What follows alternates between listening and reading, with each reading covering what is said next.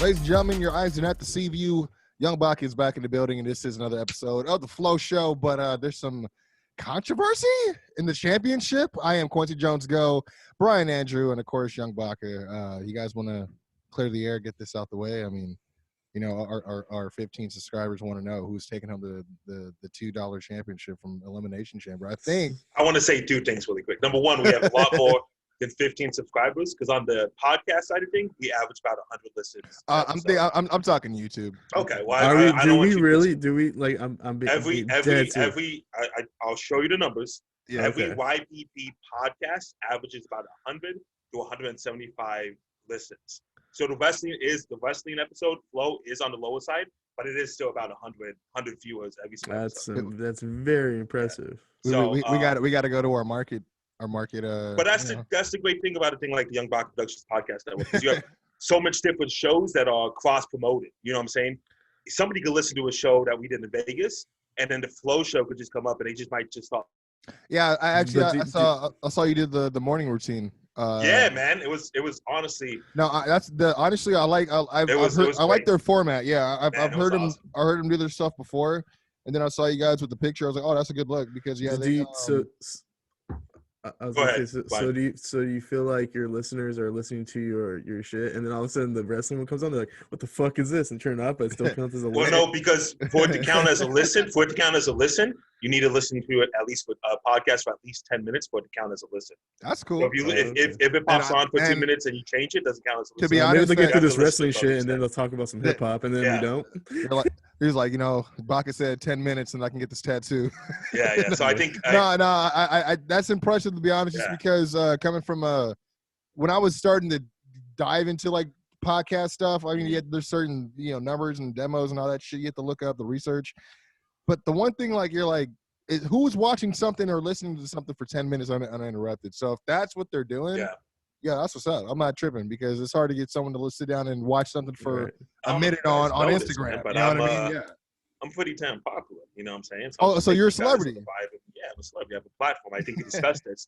If you have a platform, you're a celebrity. So yeah, next episode, I'm gonna print out the numbers. I'm gonna show you guys. But we've never been below 100 listens on the Flow show. What was our I think our highest episode is probably the one where we're talking about Louis. Yeah, Louis. Because we just, we jumped on his back as a celebrity. We were a guy that can't get on a podcast because of legal issues. Okay. Who, us? Yeah, he should have jumped in those 15 minutes of fame and manner. You know what I'm saying? Mm-hmm. I was stripped of the title because I wasn't accountable enough to throw in my picks in an orderly manner, and that's 100% on me. And I'm going to have to commend you for that because I feel like I've known you for a very long time now, and that does not sound like the Young Baca I know. I was expecting to go on this episode, and for like 30 minutes, me and you were going to have to go back and forth. You're going to like defend your spot, yeah. No, it is on me because I didn't. I was expecting John Cena and CM Punk. Yeah, I was expecting we're going to have the interim champion versus the champion match. Yeah, I mean, but I'll get it back. There's no doubt in my mind because. Obviously, the record's shown that I know more about wrestling than everybody in this room, and it's good. It's good. I want to say thank you for vote to Wrestlemania for the babyface to win. He called me the Black Dave Meltzer the other day. I thought, I was like, I'll take that as a compliment. See, I didn't know if you want to take that as a compliment or as a diss. That's the only. No, I mean because when you put black on it, then that means all the negatives gone. You know what I mean? Then you just accentuate all the strengths. You know what I'm saying? You know what I mean? You underexpose. You're like the Paul Heyman, as you say. You know what I mean? Exactly. You got me looking good out here. But, I got some news for you guys, actually, that you guys would be pretty interested in. Well, we got to let our 100 listeners know who is the champion. Who won? That will be Mr. Brian Andrew here. Yeah. Congratulations. I don't know if this makes me a 3-time champion or a 2-time champion. I have to look at past pay-per-views, but I don't mind being the Sami Zayn of the Flow show. It's fun. I'm gonna try to get there. You're going to WrestleMania with an advantage. I do too. That's true. But you do go with an advantage. I forgot about that. But I feel like I have 2 defenses. Yeah, that's true. That's true. I have 2 defenses on my road to WrestleMania, the most boring time of the year. Did we have 2? Was it Fastlane and Revolution? Yeah. I also have some news as well before we dive into it. Yeah. The doctor told me that I have more antibodies in my system than anyone he's ever seen. So I'm good to go for a. Okay, so have you been to a Young Baca show? I'm ready for WrestleMania fan. Hey, thank you for bringing that up because like not necessarily directed, directly focused on that, but I did want to say shout out to you getting back out here alive because I saw how things were heating up over there, or I guess frozen over in freaking Houston. You know what? We missed everything by 12 hours, man. That's crazy. When we got there, it was 70 degrees. There wasn't a cloud in the sky. You got Young Baca. Young Baca is in Sammy Guevara's hometown, being able to throw shows, but Sammy Guevara can't make towns because he's snowed in. It's crazy, crazy time to be a wrestling fan. You know what I mean? If you want to do it, you want to do it. So, but I say that to say that we should do this WrestleMania this year. Yo, I mean, I'm actually like it's funny because it's gonna sound like I'm a big deal. I don't think I am, but I had a lot of people that hit me up like, "Hey, yo, we got to do a podcast for Mania." I'm like, dude, I don't hear from you all year. Yeah. And then now you want to come in. Yeah. I mean, well, it's always like that. Like the last 2-3 years has been like that. You know what I mean? Everyone invite. It's like, you get a bunch of invites to the Super Bowl. You don't know where you're gonna go. So would it be a live stream where we just go on Zoom and then we watch it simultaneously? I don't think that's as fun. Okay, so you would want to do it in person, right? Yeah, I with say the we watch camera it on us. Yeah. The thing is, we can't have WrestleMania playing or hear. No. It could just be pointed towards us and our reaction. You know what I mean? But that might be tough to do a live stream. We can't. They also can't have it where you hear the audio either. Yeah. Oh, really? I think you could have it really low, but you can't make it where like every word is like super. Yeah. Because I was gonna say I've seen a bunch of those reaction videos where you're like it'll just show the TV's point of view, like pointed towards like what they're watching, but you won't actually see the footage, and you'll hear like the audio because you'll be like, what, Goldberg lost or whatever, you know what I mean? But usually people are talking over the audio, so you can't really hear too much of it unless it's like that's what I was thinking. Quiet. Like us three, we would definitely not have to worry about that. We would chopping it up all over. I would, to be honest, I'm not against it. I'm just like the thing is WrestleMania is 2 days, so I don't know if we're gonna get together 2 days in a row. That's true. Yeah, and I don't. Maybe know, we just do that Sunday. And I don't know if we technically have the capability to pull off what we want to pull off. Yeah, maybe we just do that Sunday and we videotape the whole thing, and then I could edit it and we could upload it. I was gonna say I think we'd be able to do it. I mean, if anything, it'll be just us. I mean, did you guys want to actually like? Because I have the equipment, the recording equipment, so I could bring that and we could do a podcast. You know what I mean? We could actually like take the audio from it if you want.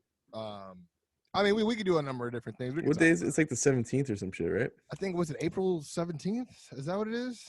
I don't know. Late. Yeah, we still got some time to figure it out. I mean, I can't remember. I was pointing at the Wrestlemania sign and I got drunk and I don't remember what the date is. At least you pointed to it. Bianca didn't point to it. She pointed the opposite way. I know. You seen that? It was like, it said, you need glasses. What do you mean I need glasses? It's like, point to the Wrestlemania sign. It's like, what? It's like, goddamn. But, some news I think you guys would find interesting. I got an update on my man Samoa Joe. Sweet. They're pretty much, he was talking to Sports Skeeta about possible in-ring return, and this is what he had to say about it. As far as the timetable, no, but I just want to reassure people that, at this point, WWE Medical is doing the best for my health and my well-being, and I'm appreciative of it. So we're taking our time. We're making sure that I'm as healthy as I can be. And, I think that's essentially it. I'm not putting a timetable on it because the type of injury is not something I want to rush, obviously for obvious reasons. So, that's essentially the update. There's been some holdups from a technical standpoint with the pandemic going on and availability of medical personnel. But for the most part, we're taking a careful, measured approach, though I don't think my in-ring career is over by a long shot, which I thought was pretty important to put over. That it doesn't seem like, the way he says it, I'm like, okay, that sounds like he got maybe 5 more years, bro. Yeah, but he's in the prime of his wrestling right now. Why would you waste any time? You think he's in the prime? Well, I mean, you think he's so past it? Because he's not. I'm not gonna say he's past it necessarily. He's definitely getting up there. No. I was gonna say exactly. I was gonna say I think he still has great matches in him. I don't think he's like, you know what I mean. I agree with you, Baca. I feel like, not to say that he's wasting away at the table, but I do think that, he is wasting some opportunities with some talents that he could be mixing it up with or making some moments with at least. You know what I mean? Especially because he's up there in age for sure. He's like, I was gonna say, I'd say his prime was late TNA, NXT. Yeah, I mean, he's still performing at a high level here, where it doesn't look like he's lost a whole lot of stuff. But he is getting up there. I think it's what Baca. I think it's just he's a little injury prone or just a little unlucky. Yeah. I don't know which one it is yet. I think it's injury prone, 100%. Yeah, but that's the thing is like he hasn't been injury prone anywhere else he worked. You know what I'm saying? So I don't know if that comes with maybe his body's giving out on him or what. You know what I'm saying? Like I don't know where. I'm not at liberty to speak how that goes, but I just know like given like his ROH stuff, he's had some injuries here and there, but he wasn't like accident prone. But he would get concussions in ROH because he was like going head up with dudes. You know what I mean? So Samoa Joe is 41 years old. I was gonna say I know he's in his 40s. Yeah, for sure. Yeah, I was gonna say he's been doing this shit for almost 20 years now, right? Yeah. I mean his work rate's been pretty good. You know what I mean? So I would say, like, for a 40-year-old, he still has some good wrestling in him. But I would argue that he might not necessarily be in the middle of his prime. He might be on the tail end of it. I believe so. I believe I take a little bit of you and a little bit of you, and I put them all together, and that's how I feel. That's how. Do you think he has a main event push in him though? I mean, the one thing I keep saying is, if they're gonna save him for anything, it got to be this Roman thing, right? Like, I mean, it just kind of writes itself, but. I was talking to Doc. I'm like, okay, so if he doesn't end up wrestling, I'm like, I mean, or if he like what if it gets to a point where sometimes they'll be the ones to close the door on your career before you want to, because well, I was gonna say in this case, they may think he's too accident prone, kind of like the Daniel Bryan thing, kind of like the Edge thing, where they're like, well, you know what, bud, I know you want to wrestle, but not, we can't invest our money on that. You know what I mean? We can't risk our money on your health. Which may, cause him to like have to leave and go to AEW. I'm like, so what is he call himself Samoan Joe? Because I know they're gonna owe they're gonna own it, the name. You know what I mean? Like, well, does WWE own Samoa Joe? I would think so. I mean, like, because that was his name beforehand. I don't know if he would just let them have it like that. I mean, I know the things were different with AJ Styles, so I think he owned a lot of his IP stuff where he gave them like licensing for like the logo for the merch and all that shit beforehand. So his situation is a little bit different, but yeah, in terms of guys that already made a name and brought that name with them to the Fed, I don't know. It's crazy because Huntington Beach Joe. You know what I'm saying? Like Polynesian Joe. Polynesian Joseph. I mean, AEW gave anybody a check at this point, so might as well go get the money. I mean, well, speaking of which, if we're talking about that, I mean, obviously there's a big signing. I'm gonna get to that right now, but before we get into that, there's been reports, and we were talking just hypothetically on the Quincy Jones show between myself and Doc, as her non-compete clause just ended. But they actually, since then, have said that they've have interest in her, and that's Zelina Vega, a.k.a. Tia Trinidad. You guys think that maybe she might be AEW bound? Because not only is she I was going to say, word is, a lot of people think she might be coming in to help manage Proud and Powerful. No, I was going to say, not only should she be AEW bound, they should put the strap on her as soon as they can. The women's title? I mean, because it's funny because you don't even, like, she is a competitor. You forget that most of the time because she was only featured as such, like, very sparingly, like, on WWE. But, I mean, if the Power and Powerful thing happens, it makes sense. They're both New York natives, and they're all, Puerto Rican descent. You know what I mean? So they probably know a lot of the same people already. But no, for real, I'm saying because when it comes to New York, training and stuff like that. I'm Puerto Rican. Oh, do you know Small? Oh, no. I'm talking about specifically Puerto Ricans in the indie wrestling scene. Oh, my cousin lives in. Do you know him? More times than not, smartass. They all go through Homicide and Amazing Red. So that's where I'm getting at. But I wouldn't be mad if she wants to get in the ring as part of the women's division. I don't know. I really do think they're doing a decent job lately of building up some of the people that they have, but they do lack casual stuff. Like Shaq, Snoop, and Big Show? I guess so. But they lack casual recognition in the women's division. For example, at least when AEW started in terms of the men's division, even if they didn't bring in people like Jack Swagger and Chris Jericho and stuff, Bullet Club was getting some mainstream attention. They're selling shirts at Hot Topic and et cetera and all that. But like their women's division, the only recognizable name, and I feel like it was a stretch, was like Britt Baker.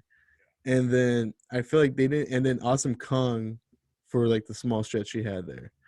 The women's division yeah. lacks casual, and I do think Thea Trinidad, being that she was a face that was in a movie, and That's true. I forgot about the What fighting movie with was she in? fighting with my family. Oh, that's right. Yeah, She yeah, played yeah. that and too. she's a I think WWE everybody person. forgot about it. She's been on TV for at least 2 years. She's got the face. You put the AEW Women's Championship on her for at least a transitional period if you feel like you don't think she's what she, but then and someone beats her for it. I do feel like that might take 6 to 8 months off of trying to build this women's division. Just a personal opinion. Like if she goes out there and attacks the winner of this tournament that they're in, or goes and attacks Sheeta or something, I don't know. But I do. The thing is, like, I know she's a little smaller. She hasn't. I mean, but they put the title on Riho. You know what I mean? I'm not even Right. worried about that at all. Like, you know, but like. But I agree with you, Brian. I don't know anybody outside of Britt Baker that's in the AEW women's. No, I mean it's one of those things to where a lot of the women that they had a year ago, they're like not even there. You know what I mean? Like B Priestley, you know, she was featured on there a few times. Now she's in New Japan. Shanna, she actually just came back. She was like let go during the pandemic because she was not. She had like work visa issues and shit like that. Then you know all the Japanese. Yeah, all the Japanese women they left. I mean, or they were featured elsewhere. Like Rio was at part of like what I forgot the other company, was it Shimmer? I don't know if it was Shimmer, but she was wrestling for them for like a while, but she wasn't like. It's just weird that she's all of a sudden back on TV, you know. But yeah, you got Chris Statlander who got hurt, Nyla Rose who got paired with Vicky Guerrero, and that shit's not working. Nyla Rose was another household name because they kept pushing her as like, you know, whenever it came to the group of guys and girls that they would bring to like the press conferences to show their diversity. It was like Scorpio Sky and Jungle Boy and Nyla Rose and all the, you know what I mean? But then like, yeah, you hardly even see mention of her. Like she had a match on YouTube. Like what are they doing? You know what I mean?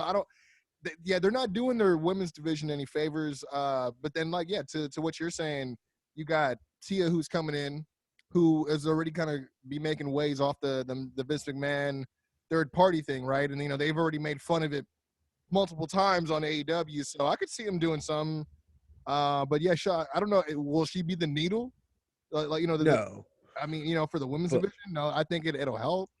Yeah, I think that's where I'm like, you take the minor wins as you get them, and I think like the fact that they had to kind of make a deal with NWA to even get some competitive matches out of some wrestlers with all the injuries. Like I get if you're watching AEW every week, you might be like, well, at least it's getting better. But the fact that you have to make a case that's getting better instead of it just being good, there is an issue there. And even when the WWE sometimes doesn't make their women's division look the best, we all know that it has potential based on the certain people that they have in that division that could always get good again. True. So to me, it's like we're now going into like what, year 2 of AEW Dynamite. We're now gonna be we're about to have our third Double or Nothing in a few months. It's just like, can you look back and say like their division was a success? And you can't really say it has been. No, not at all. I mean, even before they even got the TV, you know what I mean? It wasn't. It was still up in the air. Then they went to TV, and you saw how poorly booked it was. I mean, Kenny. I don't think. I mean, Kenny Omega may have a finger on the pulse of Joshi talent, but that doesn't mean he knows how to book. You know what I mean? And I'm not saying it's just him, but obviously he was the biggest name attached to like the women's division and stuff like that. They got to do something. They got to mix it up. They can't just depend on these names that they're not even doing anything to build up to try to move the needle, because it's like, yeah, you know them because you watch them all the time. You know, it's real niche, but you guys aren't doing a good job introducing them to the casual audience, let alone an audience that's going to come back and want to be excited to see them again, let alone be excited to see them again and learn their fucking name and buy their t-shirt and all that shit. You know what I mean? So you're putting a lot of pressure on fans to go watch AEW because of Kenny Omega, Cody Rhodes, and all those people to stick around and still not take a piss break during the women's division match. And I've seen it, and it sucks because it's still 100% there. Like, I mean, Double or Nothing, the first one was the first time you saw like the women's match where a lot of people didn't go to the bathroom because they were interested to see how the women were going to go. But then I remember going to Revolution, and that absolutely was the case. You know what I mean? I believe it was Britt Baker that was in that match too. So it was like, you know what I mean? It doesn't matter sometimes to some of these guys. They just want to see the people they came to see but how do we get them excited to see the women? You know what I mean? And that's where I think they need to figure out their strategy for that. And do you feel like look how long it took. Look how long it took WWE to figure it out. They've been in business forever, and they're just now figuring it out the last 5 years. You know? See, I think that AEW has more than the advantage on this, though, because they've seen everything that they did wrong. You know, you think about the Attitude Era and other eras where, you know, like the Mickey Jameses and stuff like that. I feel like they don't get as respected because they survived an era that wasn't really known or wasn't really highlighted for the women's wrestling. You know, it was like her versus like the Caitlins and the fucking Alicia Foxes and stuff like that. But you know, and you know, you got someone else like Melina who, you know, we'll joke on, but yeah, it was like her and like, you know, Mickey that were like the best of, you know, the bad barrel of apples that they had in that division during that time. So they didn't really get into it until, I mean, I'm not one to say it, but you know, everyone likes to say it was the Bellas who started it. Right, which is wrong. Yeah, but you could also make the case too. I'm glad I don't have Yes Man on the show. You can make the case. First of all, the Bella Twins are probably the most annoying characters in the history of the. I hate them. The thing that's annoying is like it's like they're like, yeah, we told them to give us a chance. We're like, give you a chance after getting a fucking show, and you guys are probably the highest paid, most featured. You know what I'm saying? Like, I'm like, get out of here. They were the best in an era when the women's division was nothing. And the thing is, it's something that the difference between AEW and WWE in that part, and Baca's gonna love that. I'm gonna give the WWE some credit here. It's not like the WWE was pretending that they gave a shit about their division at one point. It wasn't until the Four Horsewomen moved up and Paige was somewhat relevant. That's when they started to be like, all right, maybe we should have this Divas Revolution. Or even whatever. AJ pushed the needle on that a little bit too when she started getting with the Divas stuff, and she was cutting promos that weren't, you know, stereotypical. I mean, well, for one, they were giving her time and promo time that they weren't giving anybody else. So you started seeing the tide turn a little bit, but that's where I think AEW, like, they have the advantage to see what works and what doesn't work, but also figure out what product that they want to push or what agenda they want to push, what message they want to send with their division, and how they're going to book their division, because it doesn't have to be the same as WWE. They have a fresh slate, but then now it's like, damn, y'all already wet the bed, bro. Like, y'all, I mean, long term, you know what I'm saying? Like, you know, I get the pandemic you can't plan for, but even then it's like, I mean, dude, I put it like this. I know it's something when Baca is always ragging on the fact that no, for real, because it's like, you know, Baca, you know, we all have our own, you know, amount of attention spans, but for Baca to be like, yeah, they didn't push that division that well this week, you know what I'm saying? Like, and give them shit for it, it's like, yeah, 100%, you know what I mean? So I hope they figure it out. Oh, I'm a feminist, so it's a little different for me. You know? The Eliminator. I take it to heart. Do you believe the Eliminator tournament has done anything to kind of remedy any of that? I mean, I think it's made it interesting for AEW fans, and I wouldn't be surprised if a lot of them are not watching either. Especially, I don't think they're watching the Japanese side of the bracket.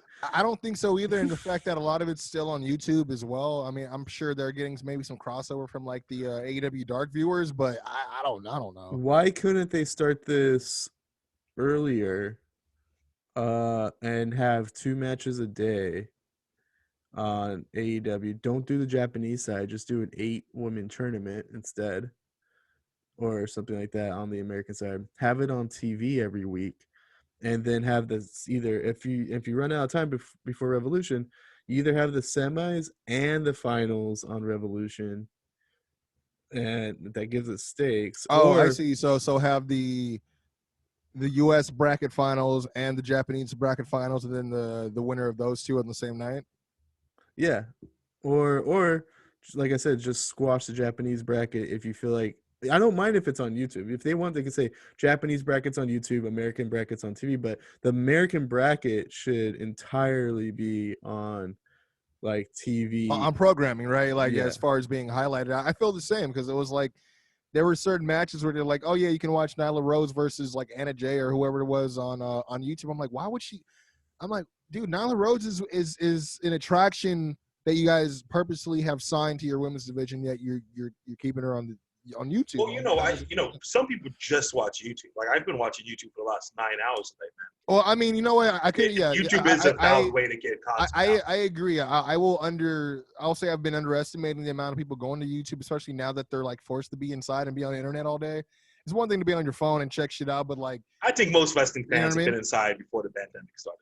They're like they came outside. They're like, what's up with all these masks? I don't understand. But to Quincy's point, maybe it's in my head when they put things on YouTube, they're saying it's not good enough for TV. Yeah, that's kind of how I feel too. Especially because they just announced this new show. Was it AEW Dark Elevation? Mm-hmm. Something like that. Which of course, we got to get to the next signee, who's all elite, Paul Wight. Yeah. How you guys feel about that one? My last comment on the women's division, I don't like how tiny the fucking championship is. No, dude, I never but what's funny is it would look just right on Zelina Vega. You know what I mean? But it looks just right on Zelina Vega, but not Nyla Rose, and I think that was an issue. That was like, why are you carrying this boy's butt buckle around with you? Like, seriously, it's just literally like a huge ass belt buckle. It's when you buy an AEW championship in the kids section, and then Nyla Rose is going out there with it. No, seriously, take me seriously, like yeah. All right, speaking of people who have tiny belts. So I think the Paul Wight sign is just out of spite.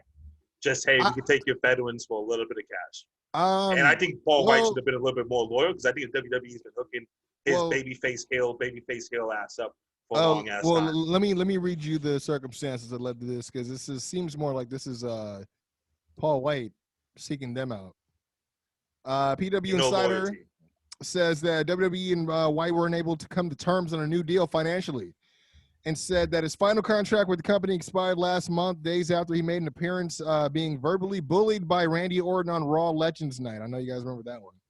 Mm-hmm. One source stated that Wight was very open that night about his unhappiness about that situation. Wight, who did not announce publicly that he was departing WWE, his profile was moved to the alumni section on, I guess, last week. Yeah, about a week from this. So. Well, let me ask you this, Bucket, because you're a business person. If WWE is offering you a Legends deal, right, which means you can't do anything that's you can only do things that are WWE related, and they're only paying you probably enough to maybe get by. Let's just say it's like $100K, $200K a year. But then AEW is going to offer you something that's around $200, $300K, and you have a lot more creative freedom. Do we know that that's the case? I don't know that's the case. Well, what's to say, even if it's the same amount of money, but he could do more in that company. And they're even telling him, like, hey, we're going to probably put you in some matches. We're going to give you a storyline there. He's not going to have a storyline in WWE. If you're asking me what I would do if I get the same amount of money, I would stick to WWE because I think WWE's been great, the Big Show, for a long time. All those years he's been out of shape. All those years when he's had lackluster performances. He hasn't had a meaningful feud since like 2011. Hold on. That might be a lot on him. They got him a Netflix sitcom. They've done a lot. They got canceled. Did they? Well, maybe because Big Show's not the most charismatic man on the planet. Well, hold on. Because you're talking about a guy that they've made cry on TV and then look like a freaking beast, like almost every other. This is a guy that they've had record-breaking number of face and heel turn. Like, I mean, look, did they treat him well? I mean, he's been there 29 years. They said, you know what I mean. He came in, Paul Wight, St. Valentine's Day Massacre. You know what I mean. He couldn't have came in. I mean, it was a dope spot. Stone Cold versus Vince McMahon steel cage match. He came in through the ring. High profile, you know what I mean? Had the whole thing with The Rock, Royal Rumble, you know what I mean? Had a lot of stuff with Shane. Sure, had a lot of memorable memories, you know what I mean? But in WrestleMania match with Floyd Mayweather. He had the WrestleMania match. He never got a Shaq match though. But you know what WrestleMania match he remembers the most is the one he had with Cody Rhodes for the IC title. You know what I mean? Tables match. Is that what he said? No. But then if you ever go back and watch that, he loses because Cody drop kicks him off the apron, and he just takes one step down, and he ends up like he doesn't fall. He steps into it. I mean, look, it shocked me because you think about a company guy. Like, to me, that's like someone that's like Kane. If Kane would have went to AEW, right? Right. I'm not mad at him wanting to spread his wings if he felt unhappy. I mean, to me, it's telling a guy that's been at a company that long. And just because they can't come to terms on money, I mean, I feel like this isn't the first time that they've been through that before. He felt strong enough to sign with their competition. I mean, again, to me, that's telling. I mean, another person that recently had the kind of the same situation is they got rid of veteran referee Mike Chioda after how many years? Yeah. You know, Jerry Briscoe, he got let go as well. You know, like Rock and John Cena match. Yeah, you know what I mean, dude. Everyone remembers yeah, hell yeah, dude. Like, but you know, then all of a sudden he pops up in AEW. Everyone's calling him a freaking turncoat. It's like, what is he supposed to do? Go find a job, right? Like, exactly. The thing go is, work at Home Depot like everybody else. Big Show only has probably another handful of years before. Well, what if Referee Depot is paying more, Baca? Yeah. I mean, I'm just saying, like, he could get more to do like 3 shots in a week than he does to freaking work. But if that's the case, and it's a you guys pandemic. just laid it out to me. Same price. Then I think you stick with people that have been having your back. Well, the thing is, Big Show. The thing is, he's gonna be working every week. He's gonna probably be in a central location for the most part. The minute WWE can, they're going to hit the road again. Absolutely. And the thing is, he has a job every week. He's going to be a commentator and he's going to wrestle occasionally. Whereas it's different when Big Show just goes home for 6 months, doesn't do anything, and then he's called upon to do something. And all it is to be one of 6 legends in a main event feud with Drew McIntyre and Randy Orton. Like I joked about it on the Quincy Jones show. I'm like, oh man, who are they going to get now when they need someone Randy Orton to draw heat? You know what I mean? Like, yeah, that's usually they bring him out for someone to get heat, you know, or him to get heat on the face or whatever they need. Like, he was nowhere, and then he showed up out of nowhere after WrestleMania against Drew McIntyre. You know what I'm saying? Perfect example. Like, it's I don't know. Like, I'm not him. I don't. You know what I mean? I've never been like the biggest Big Show fan. I appreciate him for what he's contributed to the industry. Which I think my only worry, my concern was, bro, you ain't never getting the Hall of Fame now. You know what I mean? Which I think is deserved. You don't think so? They'll never let him back. Hell no. I think I would have let him in my Hall of Fame. I think they would. I don't. I mean, I'll put it like this: as strongly as you've seen how they feel and threatened they feel about anyone even trying to even float the idea of going to AEW or anywhere else, they're not gonna like anyone that left. It chose them over them. I mean, Vince is a guy that he's super when it comes to business. He's super petty. I do think like Big Show had the potential of just being a throw-in Hall of Famer within the next 5 years. This might push it back another decade or two, but I think in his lifetime he'll be in the Hall of Fame. When he's just retired, he's not doing anything. He's just sitting at home. I think that's what it is. Is how many years you think he's going to give AEW before then? Unless like they make him a lifer, because that's the only thing. Guy who sticks around, but they were trying to make him a lifer at WWE. Yeah, I mean the only thing I just don't want to see is like, okay, please don't tell me that we got Paul Wight just so we can get him for a Shaq because we, because WWE missed the boat on it. Yeah, I don't want to see coming. I don't want to see it, but it is a big FU to WWE that if they're the ones who could pull it off. But it's like. It's a more of an FU to the fans who aren't even interested in seeing it. Like Dynamite. Because it'd be like it's like a huge chess move for just them. You know what I mean? It's not like they're giving the audience something that they want to see. If you could throw it though on one of those special episodes of Dynamite and not have it take up a pay-per-view spot, I could be speaking for myself because I know Baca looks very excited to see that match. I'm disgusted that Shaq is still in the industry, man. You know, it's gonna be a tough sight for sore eyes when Cody Rhodes does the job for Shaq. It's gonna be tough. I'm gonna throw this out there. I think we might get a DQ. Yeah. I mean, now that you introduced Paul Wight the week before, I mean, I think a lot of people are already thinking. Exactly, yeah. It would have been a bigger deal, though. I think it would have been a much bigger deal if. How should I put this? We never booked the Cody Rhodes Shaq match, or let's just say they did, but then Paul Wight makes his return with a face off with Shaq. Like Shaq clears the ring or some shit, and then all of a sudden the Big Show comes down. People would pop. I don't know who would pop. They'd pop. I mean, one thing. I mean, you know why they'd pop is, and if they do it, this is more of the business frame of mind I've been having to get myself into because of Baca. He helps me see a different perspective on things. The crossover appeal for casual fans to tune in next Wednesday just to see Shaq, they would lose their shit if they saw Big Show on there because they don't know that Big Show doesn't work for WWE anymore. They'd be like, oh shit, what's going on? But on the other hand, it doesn't help AEW when they freaking had a commercial for Wipeout during Dynamite, and you got John Cena's face all over it. I'm like, what are we doing, dude? The whole time I was like, oh, they're gonna be like, oh, this is WWE. No, it's not WWE. Yeah, but there's John Cena. No. But Chris Jericho, no. And from AEW's perspective, though, with the Shaq thing, they do talk about it constantly on Inside NBA and all that. Yeah, they do. It's good crossover. You're right. It is good crossover. Constantly talked about. Shaq's practicing moves on his show. Yeah, well, see, the only thing I feel insulted as a fan, like my intelligence, is when, like, you know, they're showing us these training videos where he's never in the ring, but then I got to hear JR like, yeah, you know, high caliber athletes like themselves, they're taking it seriously. You know, they're looking to, you know, they know that they're in a position to potentially embarrass themselves, but they're not going to. This is Shaq we're talking about. I'm like, I think show me something, man. And I don't watch the other show, Cody Rhodes, so maybe they talk about it there as well. Oh, but my thing is, they're probably thinking like, oh, we got Cody Rhodes on this other show, we got Shaq on this other show, maybe we could bring in some attention to Dynamite. But the thing is, I wouldn't mind Shaq doing this if Cody Rhodes was involved. Cody Rhodes is now becoming the celebrity guy in AEW. Which is, you know, everybody wants. Sure. You know, I'm sure he got a big check for that. You know, he gets a mainstream appeol. I'm sure it's great, man.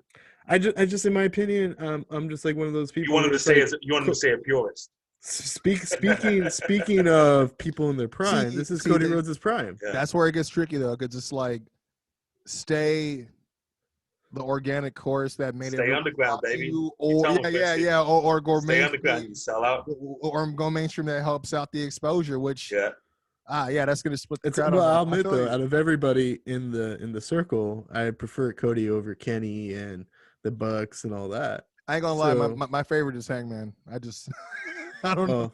I wish they did more with him. I mean, I love Hangman. I do. I mean, I wish they did more than just the Dark Order stuff. I wish Hangman was still kind of flirting, or at least having some sort of interaction with Kenny, right? Or exactly. Something. Yeah, like at least toying with the world heavyweight picture. At least being someone that could potentially be looked at a certain point. But but you know what? Before we get into we split her off, I do want to ask. Or you know what? One thing I wanted to say, Baca, I think the best way they would have pulled this off is if they would have had just made it Cody versus Shaq.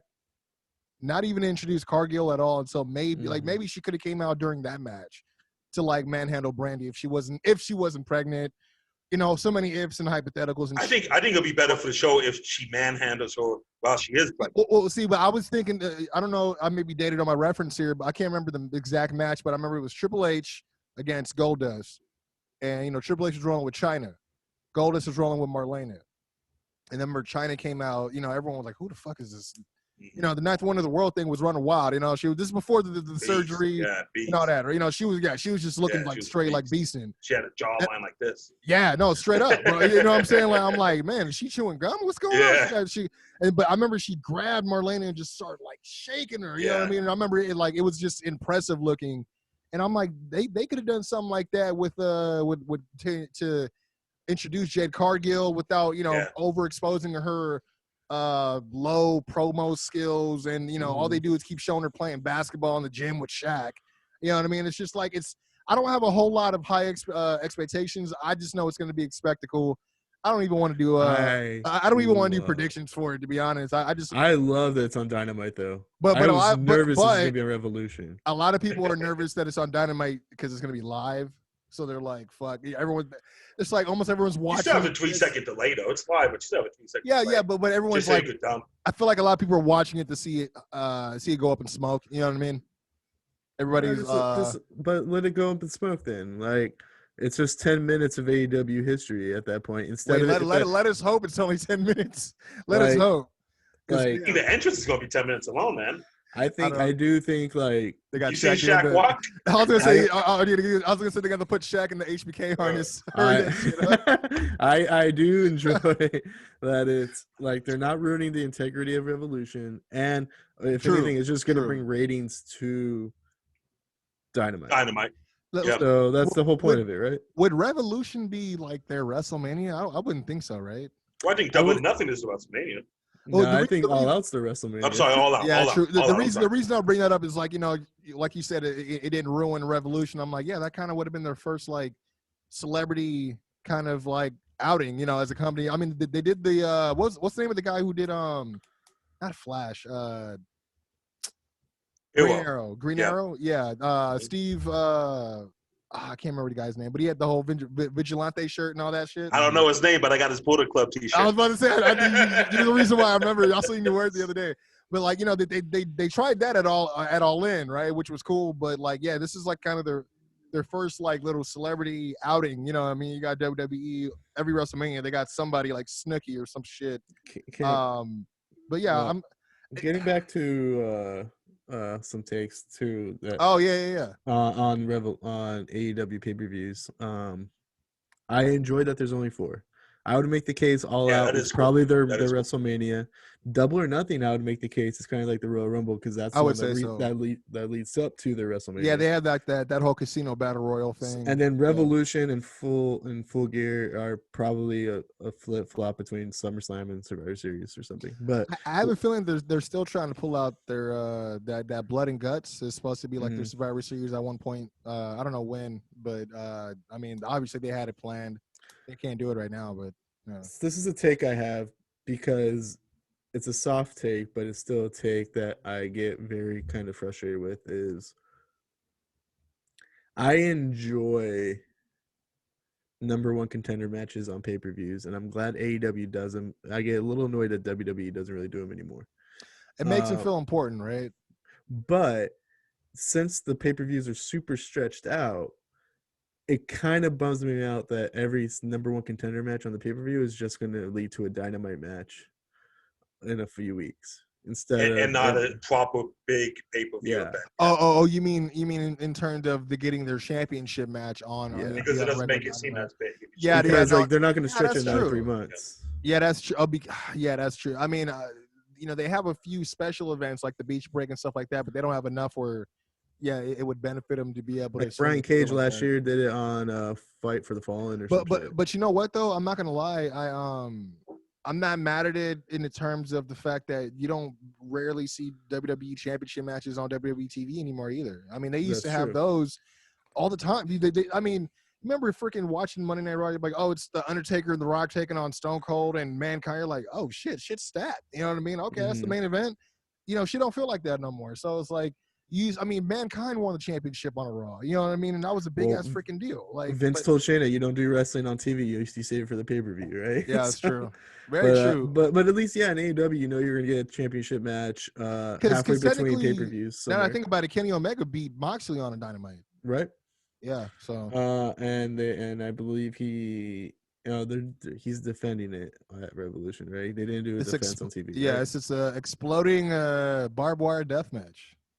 I'm intrigued, but I kind of know where it's going. I didn't know what to think until I saw the promo on Wednesday, and I was like, okay, so John's going to take some time off, I think, just based on his promo. But which is good. I think he did just retain the U.S. title though against Kenta last night. Mm-hmm. So that was a pretty cool match. That was actually kind of surprising to me that he did that. I thought he was going to drop it. Yeah, so that they're like, can we get our shit back now? Thank you, I appreciate it. Which I'm assuming they have something bigger in the works in terms of travel or something. What I hear is Tanahashi now over here trying to low key get a shot at it next. And I'm like, fuck, they really trying to bring the big guns out. Well, they could. Well, if you think about it, Jon Moxley is a pretty prestigious United States champion. Yeah. If they want to keep him like at least every 4 months, have a Japanese guy fly in and defend it. What's funny is when you think about it, he was a great WWE, Japanese fly-in. He was a great United States champion in WWE too because he never defended it. He just held on to it the same as this one.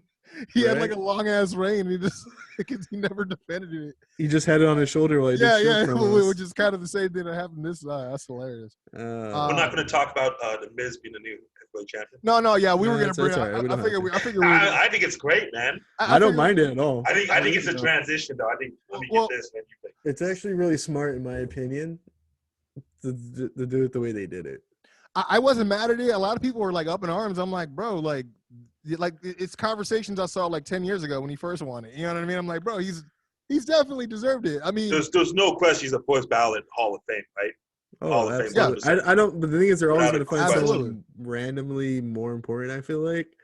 But I think he's overachieved though, so I think that's that has something to do with it. He's definitely achieved more than anyone would have gave him credit for from the jump. Like no lie, he's a guy that if he ever jumped ship, I'd be like, what the fuck? Yeah, that's true. Yeah, that's very true. Yeah, someone like him. I mean, I wouldn't be like. There's a difference between someone like him. What was that? There's a difference between someone like him and someone like Dolph Ziggler leaving, right? Yeah. You expect Dolph Ziggler to leave at some point. Well, I mean, we were all shocked when Dolph Ziggler re-signed, right? I was 100% shocked. I was like, bro, they're not promoting. They ain't never going to give it to you. Yeah. I mean, you got a cool, another tag title reign with your boy, but I mean, that means nothing to nobody. Yeah. I don't know, but as far his as brother, have you seen Dolph's stand-up set? Is it any good? I've seen it a little bit, but it was like a 3-minute. Like he just went up there to, So that means no. Well, no, this is years ago, so I don't know what. Currently, I couldn't tell you. I remember. I'm the king of LA stand-up comedy, so I'm going to check it out.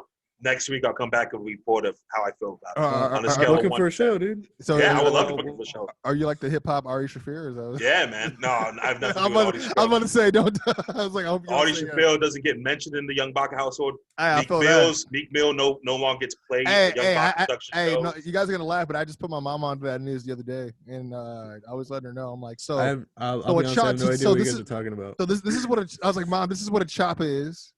Yeah, that's stupid, man. Did you know about that, Brian? Yeah. I have no idea what you guys are talking about. So you're being an asshole. You know who Meek Mill is, right? No. I'll tell him. I'll tell him. Meek Mill is. Meek Mill just he previewed some song that had a Kobe punchline on there, where he was basically saying like, "Go out shooting with my chopper like Kobe" or some stupid shit like that. Oh no. Yeah. He said, if I go down with my chopper, I'll be the next Kobe. That's what he said. He said something like, it wasn't that so cutting, but like Vanessa Bryant came at him, so she like Power 106 ain't rocking with him right now.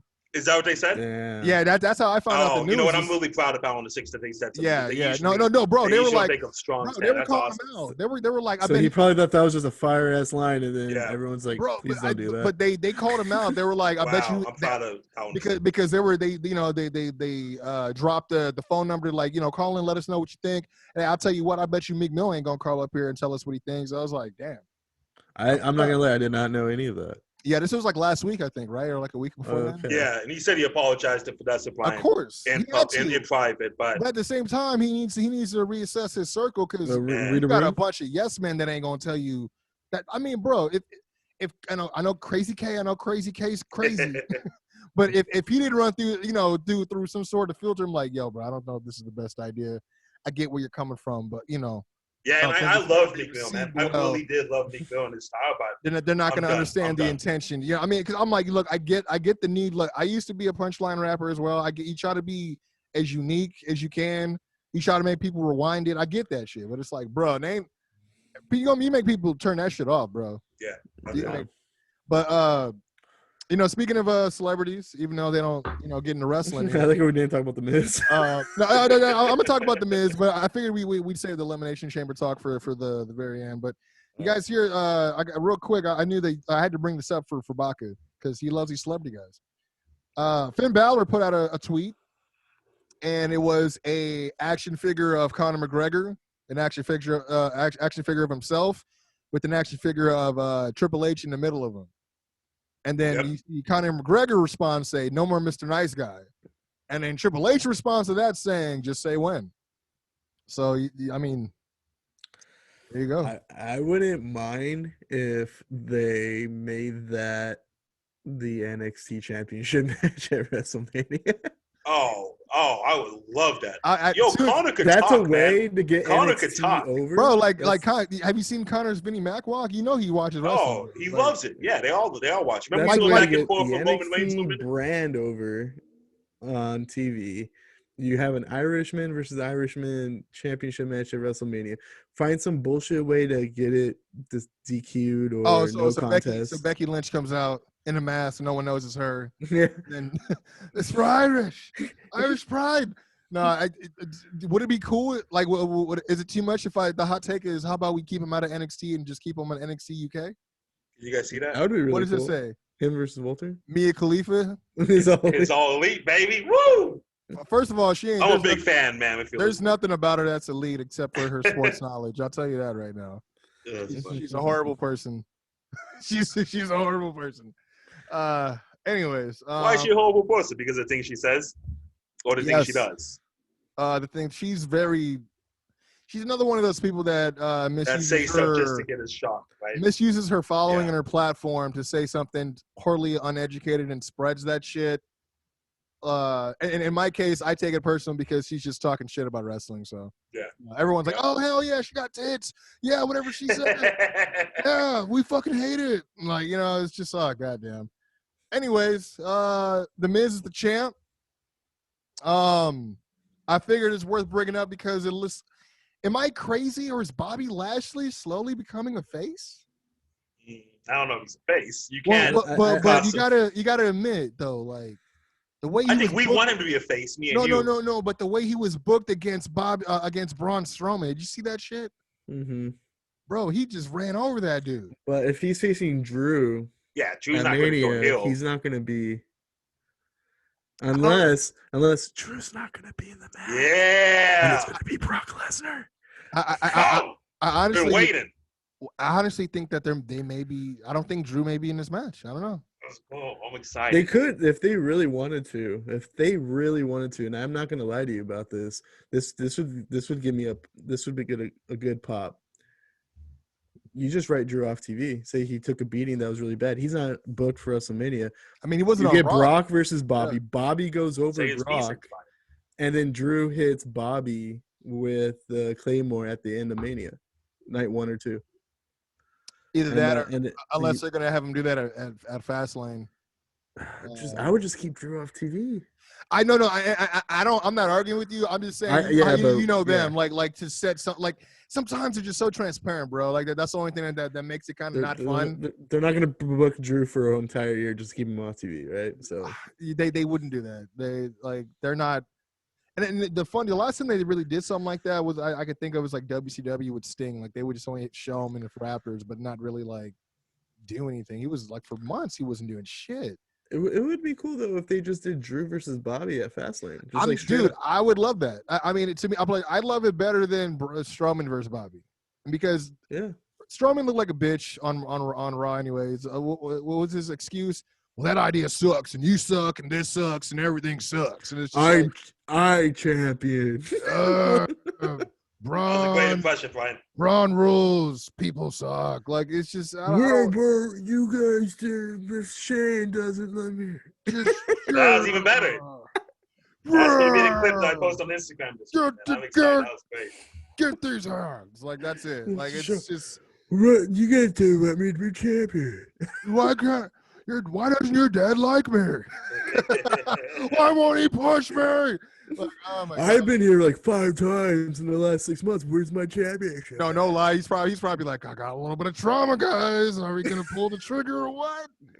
I'm starting to feel kind of familiar. I don't know why I'm wearing gloves now, bro. I'm like, bro.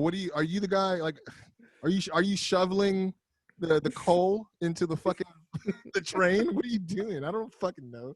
Oh man. But you know what? I mean, Raw was a mess to me, but I'm not mad at what they're doing with Bobby. I'm not mad at it at all, because when he lost the U.S. title, I was shocked, but I was thinking, yo, maybe they can book Riddle to face Keith Lee for it, since he didn't really get a shot. So, Keith Lee turns heel, right? Mm-hmm. Possibly to get to rip that title away from Riddle, who's a joke anyways. And then you got Bobby, who's free from the U.S. title picture, and he can focus on the world title. Well, me, you, and Mac last week were saying we would actually prefer if Bobby Lashley was the person who's involved in the title picture going into Mania. But we didn't think it was going to happen. No, not this quick. No, I mean, it was interesting to see what they did at Elimination Chamber, but look, Monday was Bobby's first really decent promo in a while, right? Mm-hmm. What was even amazing is I think I sent it to you guys when he was on the WWE The Buzz, and I was like, yo, why is he talking like this is how he needs to be? Like I sent it to Mac. He's like, yo, this is what I need to hear from Bobby from now on. I'm tired of hearing all this black Terminator robot shit. like he needs to be talking like this. And I agree. I'm like, yo, there's something about him recently that they're actually like, you know, obviously getting behind. They've been highlighting him for a while. Again, the way they just had him steamroll over freaking Braun. I'm hoping. I don't know what's gonna happen next week. Again, didn't they say that he's supposed to be facing Miz for the title on Miz on Monday? Yep. On Monday, right? So that's interesting. Maybe they'll have Drew come back and do what you're saying on Monday, because you know. I like the thing is, to me, like I understand it's the first Peacock pay-per-view, but like Fastlane. Fastlane doesn't mean shit to me. And to be honest with me, if you want to make Raw better, book a title change on Raw. I think Bobby's going to win on Monday. And then you get an even longer chance for Bobby to prove he's champion going into Mania instead of just 3 weeks or 4 weeks. He's not going to have 6 to 7 weeks or so as champion. So I ain't gonna lie, man. Like, can we even possibly? Okay, so hang with me on this, right?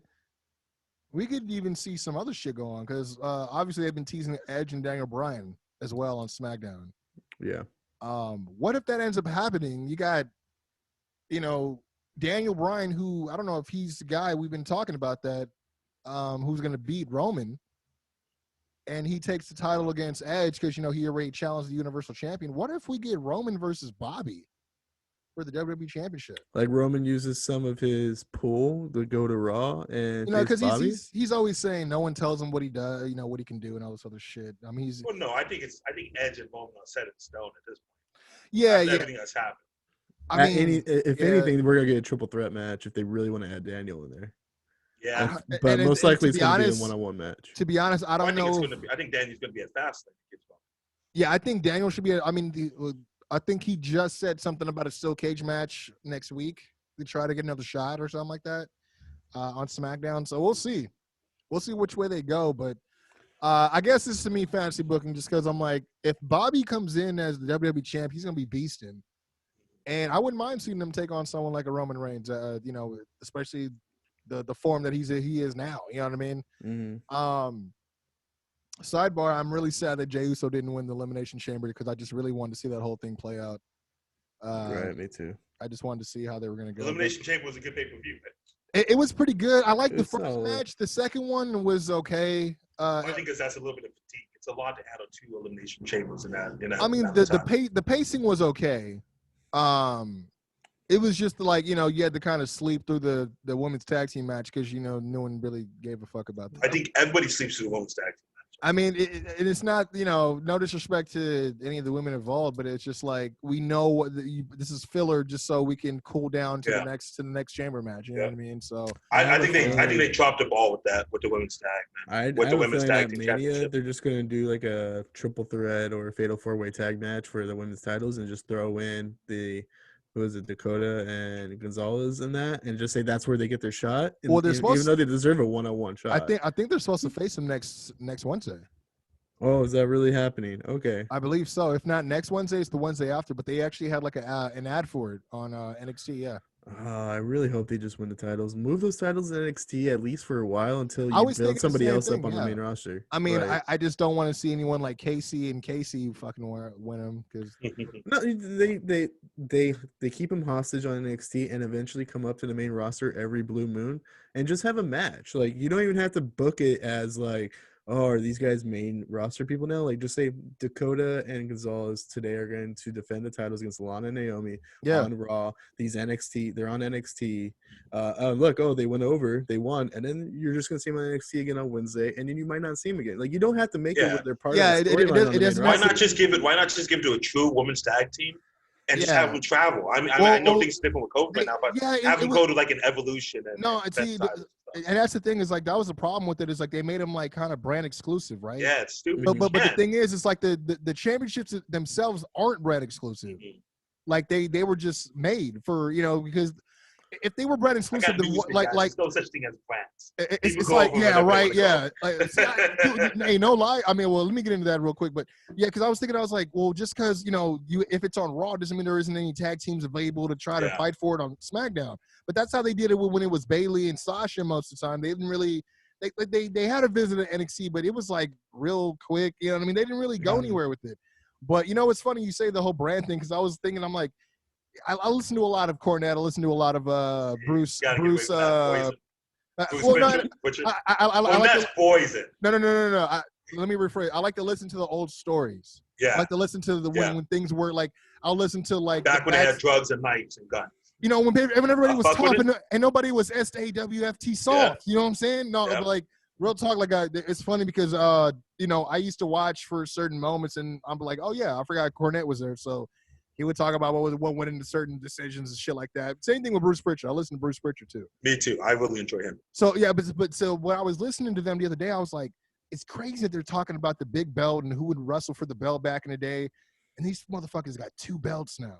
You know what I mean? Like it's like, and it was all out of just because they needed the necessity for competitive based like programming. They had to fucking create another brand out of itself.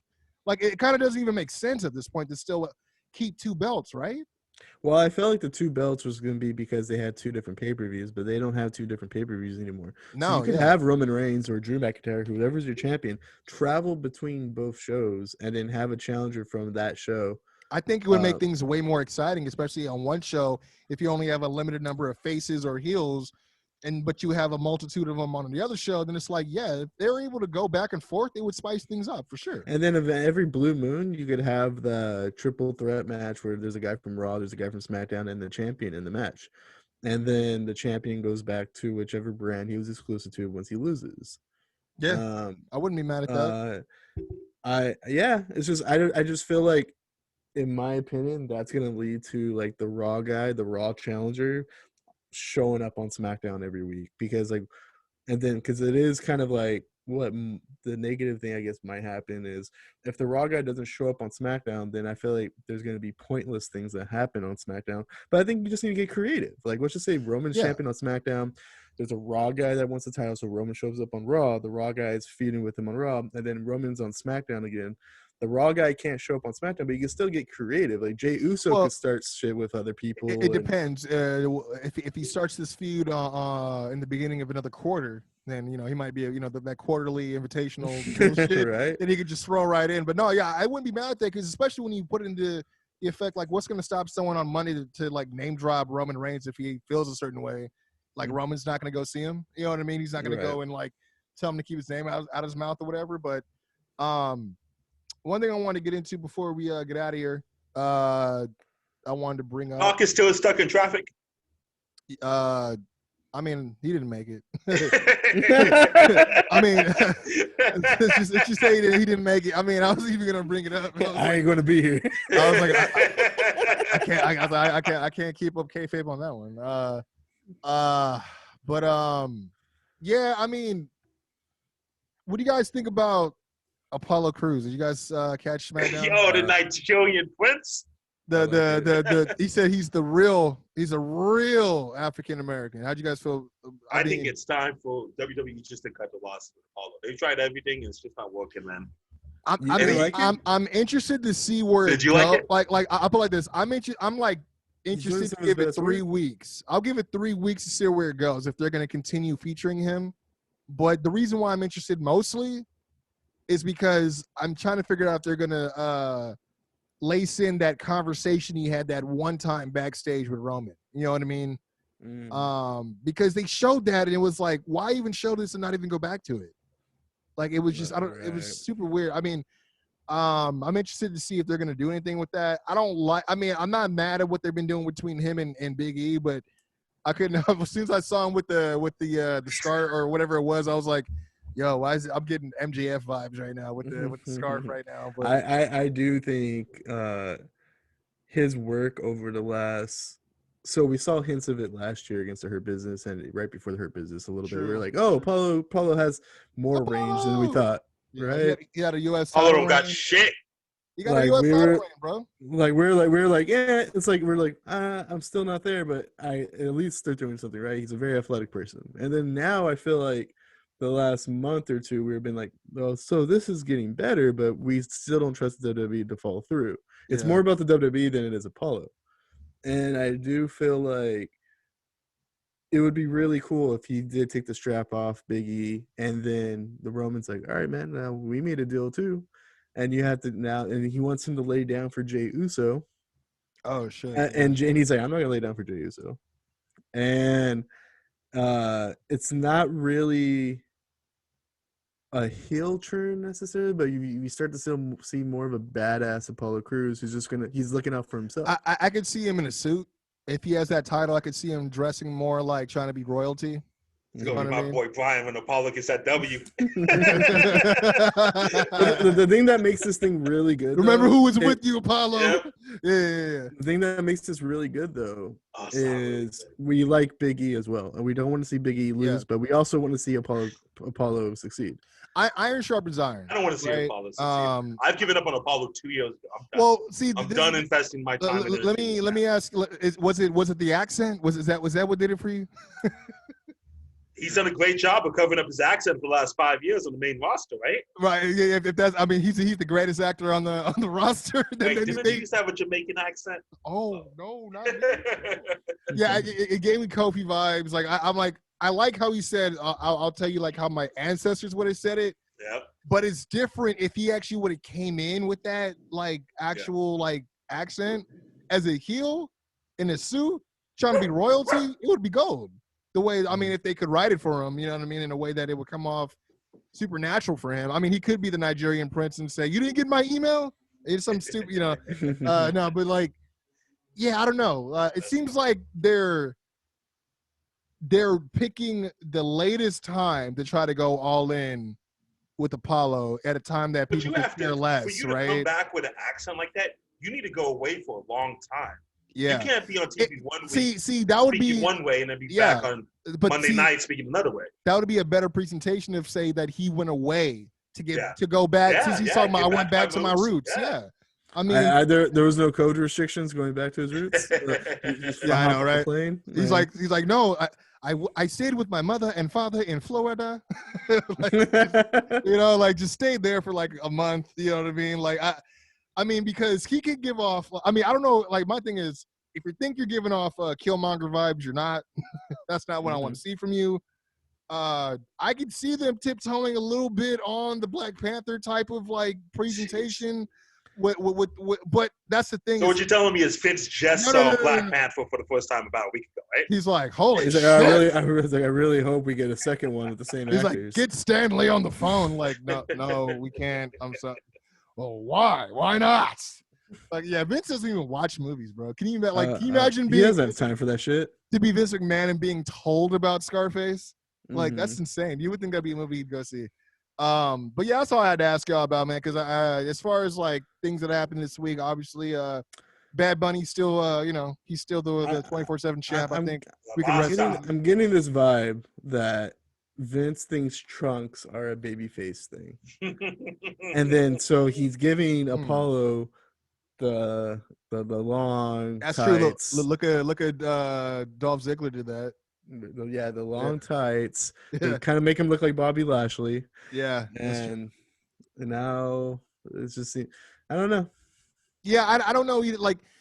Like I said, it opened up a 3-week window of interest for me just to see if they're gonna actually do something with it. But I swear, after those 3 weeks, I'm not. If you guys don't hear me talking about it, don't bring it up. I do think that like Big E might have some pull, and he was like, "So who would you want your next feud to be with?" And he was like, "I would like to see if I can get my friends." Shit, now that you bring that up, Big E has his ancestors are from Africa too. You know, he has ties with African heritage as well. So I could see him trying to. I mean, it's funny because they're trying to do this at the tail end of Black History Month, but whatever. Let's save this till February 25th. It's like 3 days. That's more than enough. Yeah, they'll forget it. Like it's interesting to say the least. Like I said, I mean, it didn't come from completely out of nowhere like they did it with Otis, which I didn't think was really worth bringing up. You know, he just kind of reinforced what he did last week, but. Just I'm done with Otis. As long as if it's a tag team. Yeah, I think that's just my thing. My thing is like I don't care how they do things as long as it just seems like the tag champions could go against a different credible person who's not the Street Profits, and then eventually circle back to the Street Profits. Yeah, I mean, you know what? I think because we were talking about this before, I do think that at some point they're gonna like have Chad Gable take up another student, and it's gonna be Tucker. and he's going to be. Well, how about Chad Cable works on his own career before he takes his students? Yeah. This is his career, man. That's how he gets over. He's easy notice. He's a philanthropist. You know, you got the academy going. You know what I mean? Work on yourself. Get yourself some. You know, he got rid of the Shorty G name. He brought back the singlet, and he got some a better haircut. So he's doing stuff. He's focusing on himself. But now that's all I got for wrestling this week, ladies and gentlemen. I guess we'll have to figure out how everything goes down between Shaq and Cody by this time next week, huh? I noticed that ever since Brian found out that we get 100+ listens every episode, he was way more tame and way more conservative on his takes. What are you talking about? I was about to drop the bomb. Hey, Road Rumble. I mean, the road to WrestleMania is fucking boring, dude. I think it's the best time in wrestling. Fucking boring. No, I think it's the best time in wrestling. A lot of people have been questioning like the Edge stuff as far as like is his star power still there? No, I don't think so. Well, see, that's the thing. It's hard to measure without a crowd, right? Like without a live crowd. So it's like you can only measure it on TV ratings, I guess, and it's not looking good.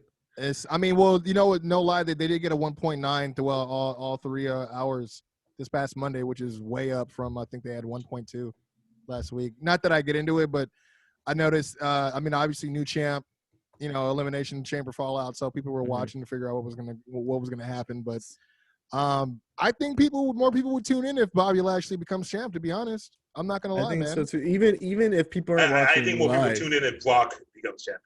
I'm just saying if he. What the fuck? It's the Band-Aid I used to cover my cat. There you go. Have like a condom, like just you cover your camera when you don't use your computer. You got to, man. They spy on you, bro.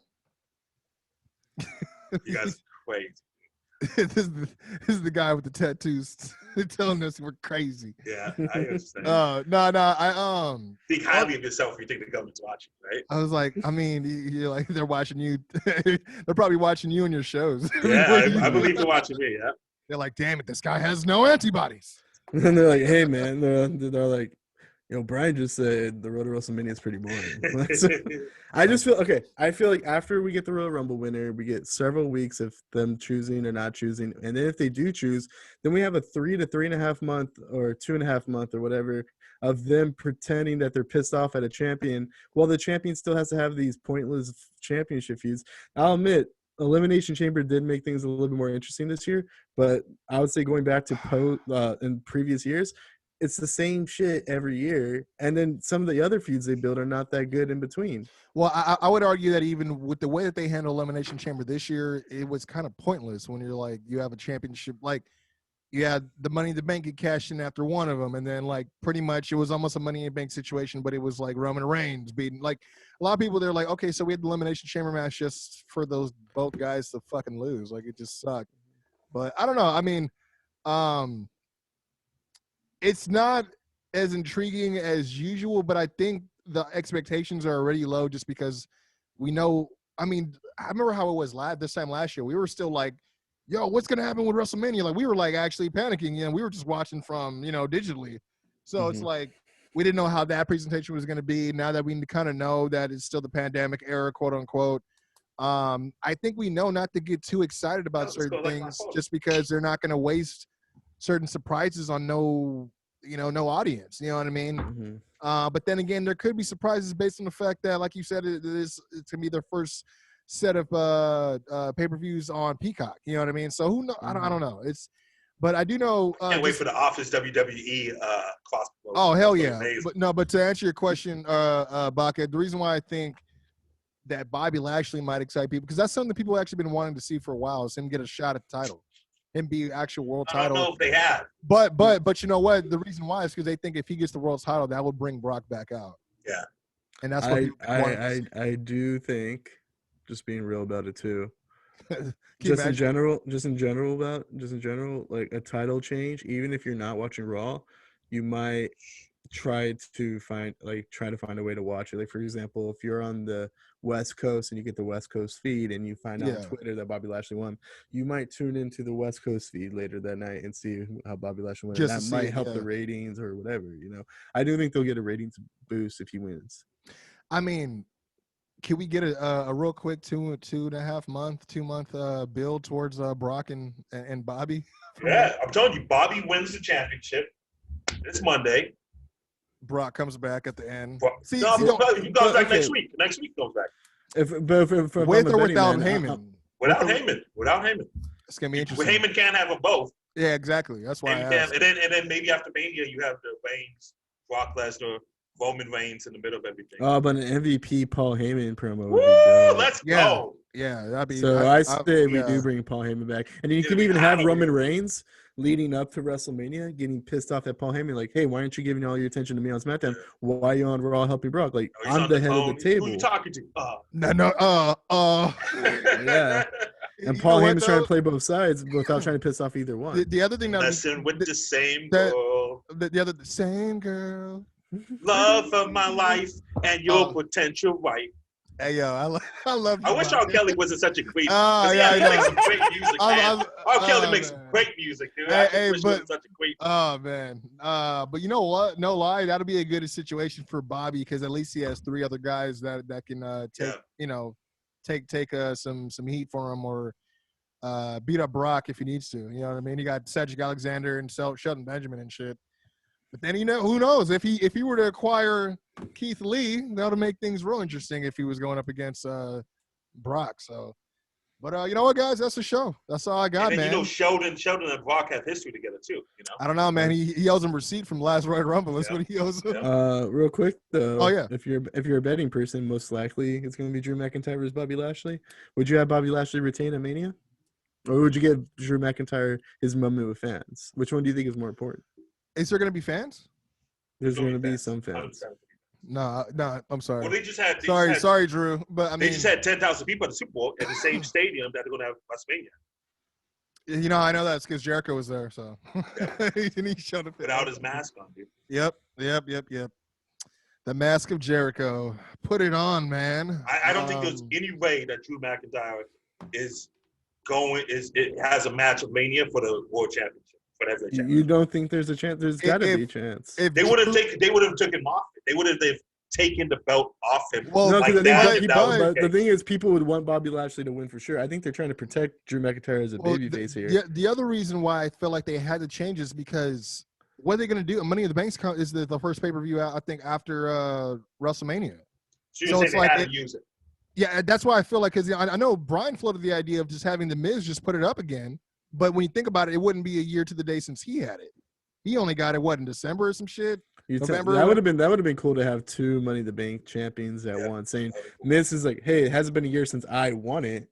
Yep. They could do one on one show and one on the other show. You know what I mean?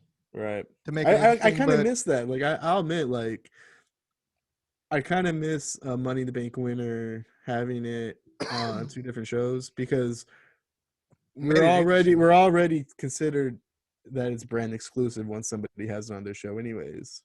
True. If that makes sense. Like, well, I mean, Miz did a good job of making it seem like he's like, well, shit, I can go after Roman Reigns too. And I'm like, boy, anyway, everybody knows you ain't finna go after Roman Reigns. You know what would have been really cool though is if he did, and then Adam Pearce, like, let's just say he cashed in on Roman and he won, right? But then Miz is like, that's cool. I got Morrison to help protect me over here, you know? Yeah. And then Adam Pearce is like, actually, Morrison's exclusive to Raw, and now that you're exclusive to SmackDown because you won the championship, you're on your own. Yeah, I could see that. And Morrison could have a single run. I could see that. I mean, especially with his wife just joining the PC as well. So, but I mean, who? Adam Morrison's wife? John Morrison. John Morrison's wife. Yeah, Shout out to Adam Morrison, man. Just collecting those checks, and he had a good one. Give some checks.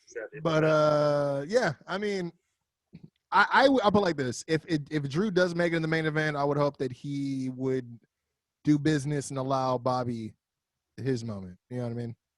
Yeah, you can make the argument that Drew didn't get his moment, but you can also make the argument that Drew had a hell of a year. So there's a lot of people that didn't get their moment in 2020.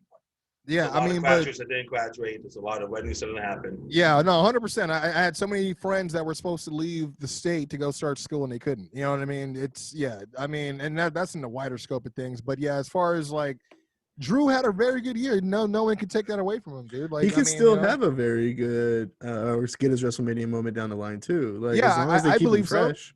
I mean, just because he won it twice doesn't mean he will never touch it again. I mean, a guy his size. I mean, yeah. I mean, he seems like he's a forever main eventer. Like I believe so. Knock on wood. I hope so. He is. Yeah. I believe.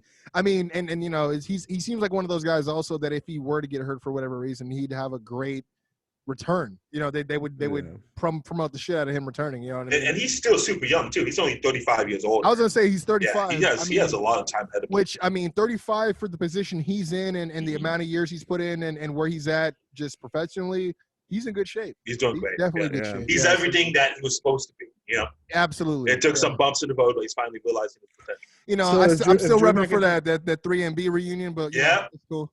So if Drew McIntyre is not in the championship match at Mania, is he in a feud with Sheamus into going to the Mania? I could see that, but I don't know. Who wants to see that? Yeah, well, it's a 2-night event, so I want to see Sheamus anymore. I'm sick. It's a 2-night event. But it just feels like super low card for him at this point. You would think he'd get a higher Shane McMahon on Mania, man. Based on the year he had, you would think he would have at least a bigger match if they're taking the championship off him. For example, when CM Punk dropped the title to The Rock, they gave him Undertaker. Yeah, so like you would think based on the year. I mean, they'd argue like we gave you The Rock too. Yeah, so you would think that they would be like, all right, McIntyre, so we took the title off of you so we could do this bullshit thing with Bobby Lashley and Brock Lesnar. We are going to give you, and the thing is, I wouldn't be surprised if Drew likes to work with Sheamus, but you would think that he'd get something bigger. They were building Sheamus really good up until about Christmas, and then they kind of dropped the ball. I felt like, so. I mean, it's when they finally pulled the trigger on the Sheamus thing, I was like, well, why even do it now when everyone thought it was going to happen so much longer? You know what I mean? Like it didn't matter now that he did it because even so, when they didn't even have a one-on-one and ended up being the Elimination Chamber match. So it's just like they really misbooked it. But I'm not interested in seeing him and Sheamus. I mean, I can see them doing that shit on Raw. It's like every Raw they have a new match. You know what I mean? Whatever. But what about John Cena versus Drew? Drew McIntyre. People were thinking that for the championship. That's what was going to happen, but well, John Cena needs to start getting these wins, right? How many championships does he have? He has 16, right? Yeah. So when's that going to happen? He already tied with Rick. He already tied Rick, so he just needs. I know, but so when's it going to happen? When's he going to get number 17? Because he's getting 17. I think Randy Orton's going to get to 16. And you know, Randy Orton is still so young too, man. Randy Orton got like a 3-week title reign earlier this year. If he just pulls off another couple of those, he'll be at 16 as well. Yeah. He's got 14 right now? I think he's at 14, yeah. You know, like Randy Orton's he's 40, man. You know. Yeah. In a sport where it's, you know, where you predetermine the winner, he could get that, you know. You know, well, one thing my brother we all agree Ric Flair ain't getting no more, right? Nah, I would hope not. I mean, I see them giving him the 24/7 championship or something, but I like that. But you know He's what? Just too busy with doing his thing. You know what's funny too is like he would actually fit in perfect with Damian Priest with his lifestyle, with being around girls and jacuzzis and shit, right? I'm gonna live forever, brother. Woo! No, my brother, he's already he's throwing out the prediction that he thinks is gonna be Braun Strowman versus Shane McMahon at Mania. I don't know. Oh, Shane McMahon.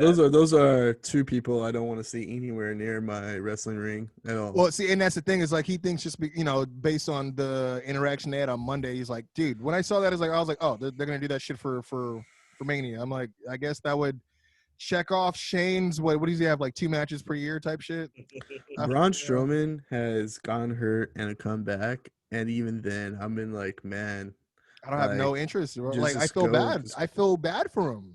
I genuinely feel bad. I was a huge Braun Strowman guy. Like he was so hot for so long, man. He was. Like, they were. I mean, I would argue that they started kind of producing a little bit some of the old Attitude Era type of TV for him, like with the kind of the cartoony shit he was doing, like freaking moving trucks and ambulances and shit like that. And I remember the whole thing he had with Roman was great. And then wait a minute, I have a question. Sure. Tully Blanchard is getting back in the ring? Tully Blanchard, yeah. Oh, I was going to ask you guys. 29 years. 29 years. The machine that ran the Horsemen. Well, I'm just excited. I'm just excited that AEW is producing new stars, man. That's all. I'm not gonna lie. I'm excited for that. Well, I was gonna say. First of all, they are producing new stars because Cody and Brandy are pregnant. So there's that. Yeah. I'm sure he's gonna be. Yeah, because that's what the world needs: more white and black babies. We need more mixed babies at the Nightmare Factory. You're a mixed baby, right, Quincy? You're a mixed baby. I am a mixed baby. Your mom's white. My mom is not white. My mom is Jamaican. My dad is light skinned, very light skinned black. So you're not mixed. I am mixed. You're just two different kinds of black. How do you get light skinned black? Okay. Exactly. I'm gonna Brian has an H Cherokee as well. I'm a mixed baby at some point. And honestly, if I'm not mixed, tell everyone that's ever called me mixed my entire life. I got trauma. Black and Jamaican are I got trauma, Baca. I was going to bring this up in the women's segment, but I forgot because we were talking about a bunch of shit there. Do you think Tessa Blanchard is not going to sign with AEW because of the relationship with Impact now? I don't think that she was going to go there, to be honest. You think she was going to go to NXT or WWE? She has to go somewhere, right? It's been a minute now. If I was her, and I would think that she would go to the place that's going to pay her more. Yeah. And to be honest, I don't even know if AEW has any interest in her, to be honest. Yeah, but you would think at some point AEW's got to look at their women's division and be like, there's only so many YouTube tournaments we could do. We got to bring somebody in. That's going to skyrocket the division. Yeah. Or AEW could just, if they're being honest with themselves, you just be like, you know what, our women's division's kind of a loss, but if people are tuning in for Kenny Omega, then it's fine. We'll pretend we'll produce around it. Yeah. Like we'll have title matches, we'll have some kind of feuds, but to be honest, like we'll just have to take the L on this one and let all these other companies have a better division. Like, I mean, they already dropped the ball on. Taya Valkyrie signing with WWE. Like they could have used her too. Right. So, I mean. Yeah, she would have been a great. Name. Like they just had their newest NXT class, and it was the biggest in history, including I think they had 10 female talents in there. So that's the thing with WWE. They have tons of talent, but they don't always utilize everybody. Which I'm not saying everybody gets to play. Everybody gets minutes, but sometimes they hold back their talent because they don't even use them. They don't see what they can use them for. They don't see any potential in them.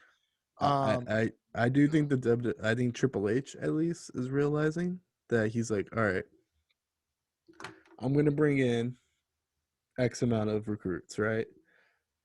Half of them are going to go to the main roster eventually, and then eventually they're going to be released and go somewhere else because they don't know how to handle their roster up there. So I do think he's bringing in the largest class thinking like, you know what, I'm eventually going to 2 to 3 years from now, even if there's someone on the tail in this class that's not as popular, like Valkyrie's probably the most name-worthy, right? Yeah. Right? So she's going to be skyrocketed right up there. Eventually, Io Shirai's either going to go to the main roster or go back to Japan. Yeah, absolutely. Dakota Kai and all these people are going to eventually go to the main roster and eventually not be used and leave. I mean, Rhea, she's just recently got a promo for Raw, so she's officially moved out. I do feel like Triple H is feeling the pressure of some of these WWE talents stars being like, hey, I would love to be in NXT, but I don't want to be on the main roster. And once they're on the main roster, they're unhappy and they go.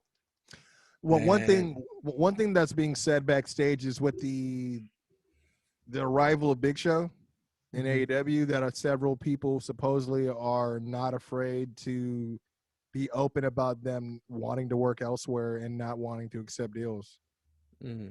So yeah, exactly. I mean, because everybody should be lucky. We lost Big Show. That's what was funny when I read that. I was like, all because of Big Show? I'm like, he's making waves like that. But then again, that's the thing you said about Cesaro. They said Cesaro is going to leave. He's unhappy, and then he signed for multiple years. Well, they gave him a lot of money, and they gave him a very easy schedule, I heard. But it's all an easy schedule now, isn't it? Until things start picking up, we can travel like that. But what, that's 6 months? You think that's at least 6 months now, right? No, I mean they aren't doing house shows anymore. They're not having to make loops and shit. Yeah, there's no more house shows, no matter what. Yeah. House shows are done. Yeah, but they'll still tour. They'll start touring as soon as they can. Yeah, I hear you. Yeah, they definitely will do that. But is it too much if I ask that they keep Conor McGregor on NXT UK? Yeah, that'd be dope. The amount of money they're going to have to give that guy, you're going to see his ass all over. Yeah, but if he's living in the UK already and I was you want to save some money, I'm pretty sure he lives here. If you want a reason to watch Thursday nights, yeah, if you have a chance to live in America, why would you live anywhere? He just got knocked the fuck out, so maybe went back home for a bit. He got humbled and to meet with his ancestors, and Yeah, he's gonna come back with a pop. Oh man, but you know what? I appreciate you guys taking time out, man. Been another dope show. Again, just keep marching along on the road to WrestleMania. I'm definitely excited to see where this goes. I guess we'll have to see what's up with Fast Break. I think that's in 3 weeks, and like you said, it's gonna be the first one. Man. That Mello on that Fast Break is killing it, dude. I know, man. But yeah, let me ask you a question that's not related to wrestling. The success of LaMelo Ball being a Chino Hills native, does that make you guys happy or does that make you guys cringe? So there's a misconception. Okay, so I've been in Chino Hills almost 20 years, right? I used to have a guy at my job in Anaheim that used to talk to me about the Ball brothers. I didn't know who the hell he was talking about, but he would talk to me about them all the time because he lived in Chino Hills too, but he would always say, like, he had his finger on the pulse of a high school basketball out there. And I'm like, that's, I graduated already. It wasn't my whatever, right? But he'd always tell me about these guys. And then it wasn't until I started working, I used to work at a Circle K, and I started noticing these guys coming in, and everyone would just be like, oh my God, that's the Ball family. I'm like, who? I would never know these guys. And then, all of a sudden when I saw, eventually, the Lakers draft and all that shit. And then, I was like, okay, this is cool. We see him around here. His dad is always around here, of course. He always pulls up in the Phantom to get gas and pays him a $100 bill at 7 a.m. because he got change for that kind of shit. It ain't a big deal, to be honest. When we see him, I'm saying, does the success of him make you happy or does it make you cringe? That's a that's a loaded question, to be honest. I don't know if I don't know if I'd call it a success. It's all about perspective. Well, he's always going to be great in the league. He's in the NBA, so I can't get mad at him. But there was a lot of people talking about it here before the whole draft, though, for sure. So you guys don't like him because he's an asshole, right? No. I wouldn't say that, but there was people who were definitely having those conversations. And maybe you should find Quincy the way you be dodging those questions. Maybe you should get that way, man. I've done a few. Do you want my take on work? Yeah. No, I will say this: is a lot of people were questioning whether or not he was mature enough to even, make it out there. So that was the biggest thing everybody would talk about. That's all. So that's a no comment. This is my take. Okay, I grew up in Chino, not Chino Hills. I went to Chino High, and while I was at Chino High, Chino Hills was kind of a brand new school within a few years of that, and they were leeching a lot of our talent to the point where Chino High, that was winning championships and was one of the better football programs, actually became pretty shitty for a while because Chino Hills was taking a lot of the Chino talent, and so we lost a lot of our prestigiousness there. And to be honest, I'll be real about it. Who cares about it now? But when I was in high school, I didn't like Chino Hills at all. To the point where, so looking back, when you hear there's these really good basketball players from Chino Hills, I'm like, I don't really care for Chino Hills. Do I care less about it now? Obviously, but I was like, yeah, okay, sure, whatever. And then those fucks that stole our talent. and then Lonzo went to UCLA. I don't like UCLA. He went to the Lakers. I don't like the Lakers. True. So I was like, but now I have Lonzo on my fantasy basketball team. We're destined to do this dance forever. But we don't like Lonzo over here. We hate each other. But then I have Lonzo Ball on my fantasy basketball team right now, and he's actually doing pretty well for me. So I'm actually a Lonzo fan now. But it took me a few years. So it's always, what have you done for me lately? I get it. Right. Well, in terms of LaMelo, it's interesting too because I think for people for Chino Hills who were the Husky fans or whatever. he opt out of his senior year, and then he went to go play for something else, the JVA or something, and then he went to go play in Australia, and then this is the one that dropped the N-bomb on Monday Night Raw. Yeah. Right. And so to me, he was a kid. He was a kid at that point. LaMelo is like whatever in terms of like he didn't go the same route as Lonzo did, just going to everything I dislike on his road to the NBA. But LaMelo, I don't know, like if they're gonna be successful. I think LaMelo's doing great. I think he's doing fine. But you're asking from the perspective of Chino Valley people. Yeah, that's what I'm asking. That's my take. There you go. Great way to end the episode, guys. This is amazing. I'm excited, dude. Check us out, you guys. It's on social media, The Flow Wrestling Show, and also Flow Wrestling Pod on Twitter. And we drop every week on YouTube, man. Check us out. That is For the Love of Wrestling, Flow Show. And, of course, the Young Baca Productions podcast network as well. Any shows you got coming up, Baca, you want to let the people know about? I would like to take my time to congratulate my sister, Becca, for getting married. I saw that, man. Congratulations. I'm still asking women what their favorite color is. So I want to say that. And I just want to say thanks for doing this, guys. I have a great time. This is the only time I get to talk wrestling, and I really do enjoy it. I enjoy this too. And I'm coming back to my belt, babyface pursuing his belt in Wrestlemania season. You left it on the ground. It's a story as old as time, baby. You left on the ground outside of the dumpster, and I picked it up. There you go. Appreciate you guys, man. Actually, I think I saw from a distance that I saw Brian had attacked Baca on a bridge and threw his original belt over the river, and then it's crazy shit. It was in Houston. It was really cool. There you go. He had a cup full of H-Town that he drugged you with, and then there you go. But that is. Hey, you know what? I want to give one more shout out. I want to give a shout out to the Dirty Heels podcast. Those guys are hilarious. I know that. Yeah, they're fam. Shout out to Dirty Heels, man. Kofi Wheatston. You know what I mean? Also, Big Dirty Bruv, what's going on? They have a lot of fun memes and stuff like that. Yeah, those guys are really funny. Follow the Awkward Side Hug on Instagram and subscribe to our podcast. Baca's a decent fan, I've heard. I am a big fan of the Awkward Side Hug. By the way, did you send those beers? I want to send them this week. I wanted to wait till I got back from Houston. Shout out to 818 Brewery, man, the official sponsor of Young Baca Productions. We got a Young Baca beer coming out in the next couple months. So I'm excited for that. I thought you quit alcohol, man. Yeah, if they're gonna pay me a check, I'll drink it. I'm just gonna dip for a little bit of money. If they're gonna pay me to dip a toe, I'm gonna dip a toe. Hey, you need to start an Instagram for the dog, man. My wife did. There you go. Oh, so it's already out there. It's already out there. What's the Instagram for the dog? I believe it's Lucifer Hammond.